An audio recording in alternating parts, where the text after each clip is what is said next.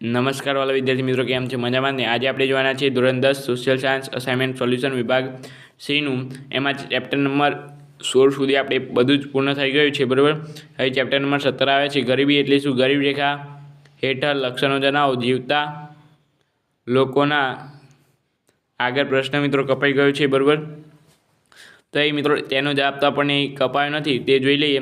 તો ગરીબનો અર્થ પ્રમાણે એમ થાય છે કે જેમને ખોરાક રહેઠાણને જેવી એટલે કે આપણી સામાજિક જરૂરિયાતો એટલે કે આપણી પ્રાથમિક જરૂરિયાતો હોય, જેમ આપણી પ્રાથમિક જરૂરિયાતો કઈ ખોરાક, કપડાં, રહેઠાણ અને બીજી પ્રાથમિક મૂળભૂત જરૂરિયાતો તો શિક્ષણ અને આરોગ્ય એટલે કે તંદુરસ્તી, બરાબર. એવી પૂરતી સેવાઓ તેમને ન મળે તો તેમની જે સ્થિતિ હોય તે સ્થિતિને સમાજની સ્થિતિ હોય તેને ગરીબી કહેવાય છે. ગરીબી હેઠળ જીવતા લોકોના લક્ષણો કેવા હોય છે, બરાબર. એટલે કે લક્ષણો જોઈએ તો તેમના જે 2 ટંકનું પણ ભોજન મળતું નથી તેમને, બરાબર. રહેવા માટે પૂરતા પ્રમાણમાં મોકળાશવાળી જગ્યાઓ ન મળતી હોય, મોકળાશવાળી જગ્યા પણ ન મળતી હોય. જો મિત્રો, બરાબર, આ ગરીબની સ્થિતિ છે. જેમને ગંદા વિસ્તારોમાં રહેવું પડતું હોય, જેમની આવક નિર્ધારિત અપેક્ષિત આવકથી પણ ઓછી હોય, જેમને પોષણયુક્ત આહાર ન મળ્યો હોય, જેઓ ખોરાક શારીરિક રીતે અશક્ત હોય, જેમનું આયુષ્ય રાષ્ટ્રીય સરેરાશ આયુષ્ય દરથી ઓછું હોય, જેઓ નિરક્ષક હોય, જેઓ સતત અનેક નાના મોટા રોગથી પીડાતા હોય, જેમના બાળકને ભણવાનું ઉંમરે મજૂરી કરવી પડતી હોય, જેમના બાળકોનું મૃત્યુ પ્રમાણ ઊંચું હોય. આમ સામાન્ય રીતે સંયુક્ત લક્ષણો ધરાવતા લોકોને ગરીબી રેખાની નીચે જીવતા લોકોમાં ગણવામાં આવે છે, બરાબર. ત્યાર પછી ત્રીજો પ્રશ્ન જોઈએ તો મનરેગા કાર્યક્રમની સ્પષ્ટતા કરો. તો મનરેગા કાર્યક્રમ સરકારી ગરીબી નિવારણની એક કાર્યક્રમ છે. આપના ગામમાં આપનું કામ સાથે મળે છે. આપના ગામમાં આપનું કામ સાથે મળે છે. વ્યાજબી દામના સૂત્ર દ્વારા અમલી બનેલી આ યોજના સામાન્ય વિસ્તારોમાં કુટુંબ દીઠ 18 વર્ષથી વધુ ઉંમરના એક સભ્યને નાણાકીય વર્ષમાં 100 દિવસનું વેતનયુક્ત રોજગારી આપવામાં આવે છે, બરાબર મિત્રો. ત્યાર પછી જે કામ માગ્યા પછી સરકાર કામ પૂરું ન પાડી શકે તો વ્યક્તિને બેકારી ભથ્થું આપવામાં આવે છે.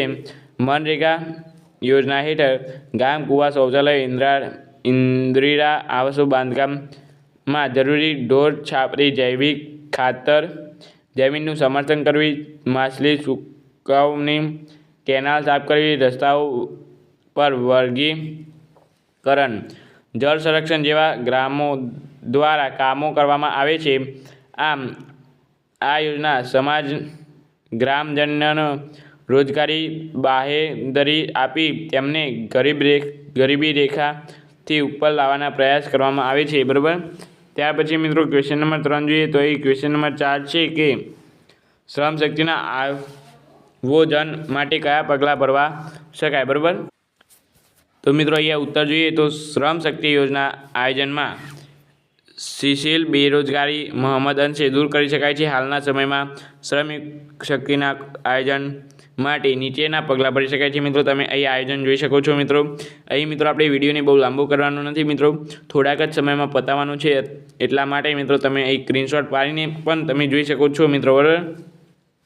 તમારે સોલ્યુશન જોઈતું હોય તો હું સોલ્યુશન આપી દીધું મિત્રો. હવે આનું તમારે સ્ક્રીનશોટ પાડી લેવાનું છે એટલે આપણે અહીં જલ્દીથી વિડીયો પતે એટલે તમારે પણ નેટ બચી શકે. અને આનું તમારે હું માત્ર બોલવાનો જ છું એટલે તમે સ્ક્રીનશોટ પાડી લો અને જાતે વાંચશો તો પણ તમને આવડી જશે. એવા જ છે મિત્રો આ શ્રમ શક્તિ યોજના. આ અહેવાલ કયા પગલાં ભરી શકાય છે ખૂબ ઇમ્પોર્ટન્ટ નથી, બરાબર.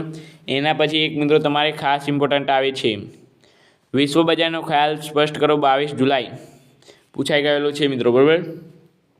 તો આ હું સોલ્વ કરી આવું તમને. તો અહીંયા કહે છે વિશ્વના દેશોમાં શ્રમિકો મજૂરીની પરસ્પર આપ લે કરે છે તેને વિશ્વ બજાર કહે છે. આંતરિક રાષ્ટ્રીય કક્ષાએ શ્રમિકો એક દેશમાંથી બીજા દેશમાં રોજગારી, વેપાર ધંધા અને ઉદ્યોગ, તાલીમ કે ઉચ્ચ અભ્યાસમાં માટે અને શૈક્ષણિક વ્યવસાયોની શોધમાં સ્થળાંતર કરે છે ત્યારે વિશ્વ શ્રમ બજાર ઉદ્ભવે છે. મિત્રો અહીં હાલના ઉચ્ચ ટેકનિકલ જ્ઞાન અને ઉચ્ચ શિક્ષણની પદવી મેળવવા માટે વિકસિત દેશોમાં જવાના વલણમાં અને પ્રમાણમાં નોંધપાત્ર વધારો થયો છે. વધુ શૈક્ષણિક જ્ઞાન અને કૌશલ્ય મેળવવા માટે તેમજ વધુ સુવિધા, વધુ આવક, વધુ સારી નોકરી શોધની બુદ્ધિ ધમનું બહિર્ગમ એટલે કે બ્રાઇન ડાઇન એ આંતરરાષ્ટ્રીય સ્તરે થતું બુદ્ધિધનનું સ્થળાંતર છે. મોટા ઔદ્યોગિક એકમો પોતાના ઊંચી લાયકાત, જ્ઞાન અને કૌશલ્ય ધરાવતા કર્મચારીઓને અદ્યતન જ્ઞાન અને ઉચ્ચ તાલીમ લેવા માટે વિદેશમાં મોકલવું પડે છે. એ પ્રકારનું આંતરરાષ્ટ્રીય સ્થળાંતર ગણાય છે.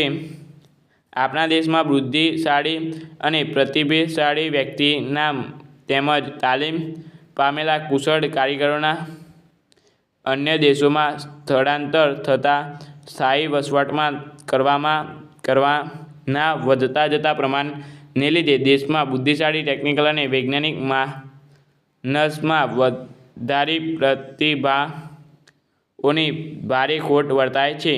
તો મિત્રો આ રીતે આપણે ચેપ્ટર નંબર 17 પણ અહીં પૂર્ણ કર્યું. મિત્રો વિડીયો ગમ્યો હોય તો લાઇક છે અને સબસ્ક્રાઈબ પણ ભૂલતા નહીં. આપણે મળીશું આ વિડીયો સાથે. Thank you so much. Video ખૂબ ખૂબ આભાર.